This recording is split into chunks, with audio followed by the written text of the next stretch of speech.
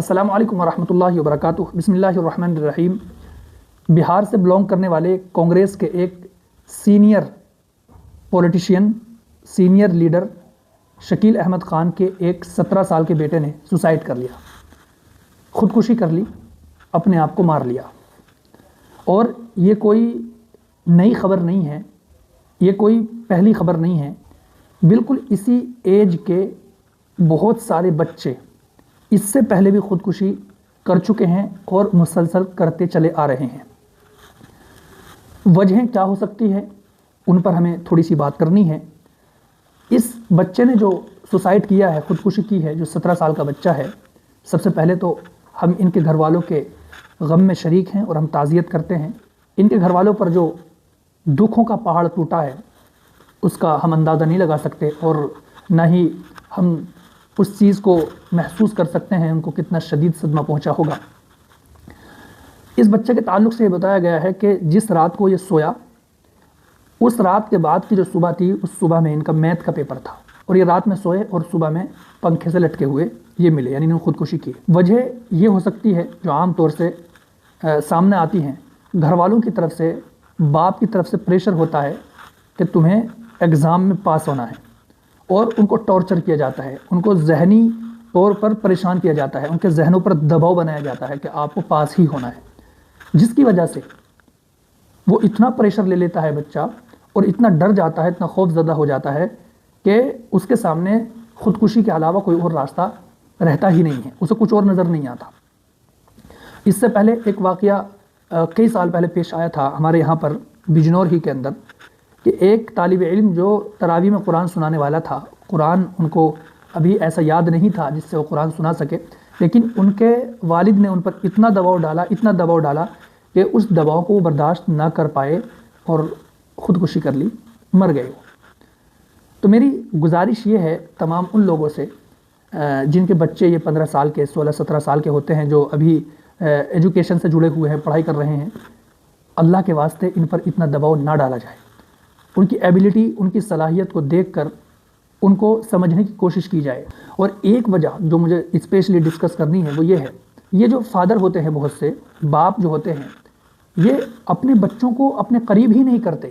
اپنے پاس بٹھاتے ہی نہیں، ان سے بات ہی نہیں کرتے، یعنی ان کو اپنے سے دور رکھتے ہیں، اور اس چیز میں فخر محسوس کرتے ہیں کہ ہمارا بچہ ہمارے سامنے بولتا ہی نہیں ہے، ہمارے سامنے بیٹھ ہی نہیں پاتا۔ اس دروازے سے باپ آتا ہے، دوسرے دروازے سے بچہ باہر نکل جاتا ہے۔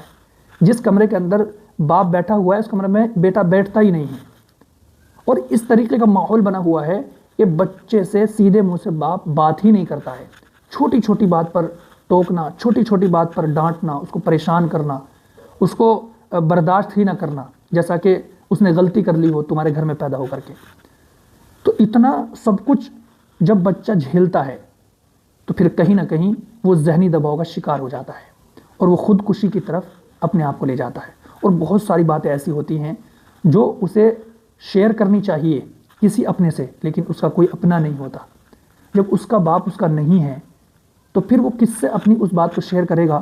اپنے اس مسئلے کو ڈسکس کرے گا جس مسئلے کا حل نکل سکتا ہو، کیونکہ باپ ہی ایسی ذات ہے جو فائنلی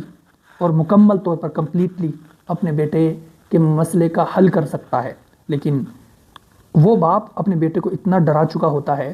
اتنا ٹارچر کر چکا ہوتا ہے کہ بیٹے کی ہمت نہیں ہوتی کہ کس طریقے سے وہ اپنے باپ کے سامنے کھل کر کے بات کرے، اور کسی نہ کسی شکل میں بچہ اتنا بری طریقے سے پھنس جاتا ہے، اتنا پریشان ہو جاتا ہے کہ اس کو کوئی راستہ نظر نہیں آتا۔ اس کی کچھ خواہشیں ہوتی ہیں، کہیں نہ کہیں وہ اس طریقے سے ذہنی طور پر یا ایموشنلی اٹیچ ہو جاتا ہے، اور اپنے آپ کو کہیں ایسی جگہ پر وہ باندھ لیتا ہے جہاں سے نکلنا اس کے لیے مشکل ہو جاتا ہے۔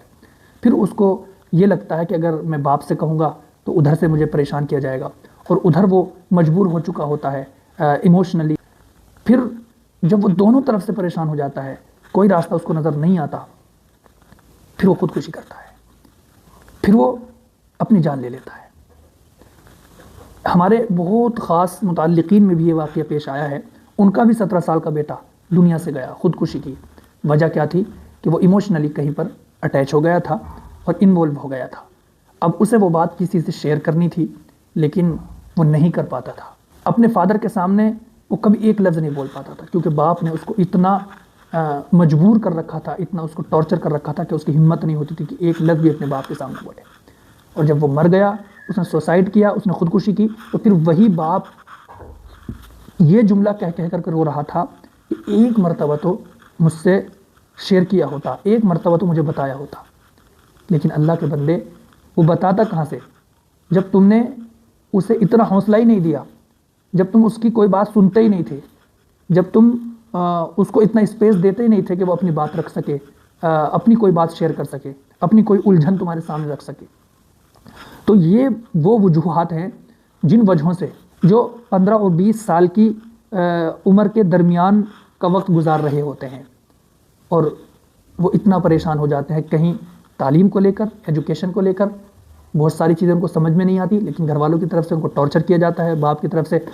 پاس ہونے کا اور فرسٹ ڈویژن لانے کا ان کے اوپر دباؤ بنا دیا جاتا ہے. ان کو کہیں بھی یہ نہیں کہا جاتا کہ کوئی بات نہیں، اگر ایسا نہ ہوا تو کوئی مسئلہ نہیں ہے، دوسری چیزیں دنیا کے اندر موجود ہے، دوسرے پروفیشن ہیں، بس